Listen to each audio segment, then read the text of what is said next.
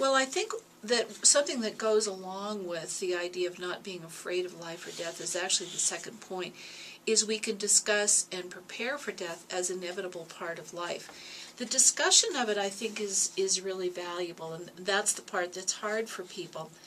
I think it's a value of having a book like mine that's somebody else's story, because we may not be able to talk about our own situation, especially if the person who is terminally ill doesn't want to talk about death. They're in denial. They don't want to admit it, either for themselves or for their family. You know, people might be able to do it on their own, but they're so worried about their family, or their families can't let them go. And so it becomes this conspiracy of silence, of not being able to have the discussion.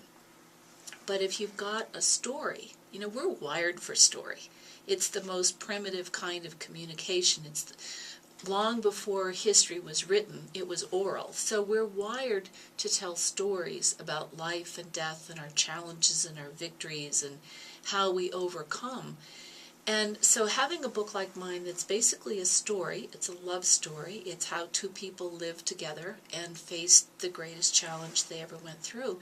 Sometimes you can point to somebody else's story and say, oh, well, this is how Stephen and Cheryl did this, just like Stephen and I read how Ken and Treya Wilbert did it. This is how they did it. I bet I can do that too, in my own way. So it's a way to start the discussion is actually through story.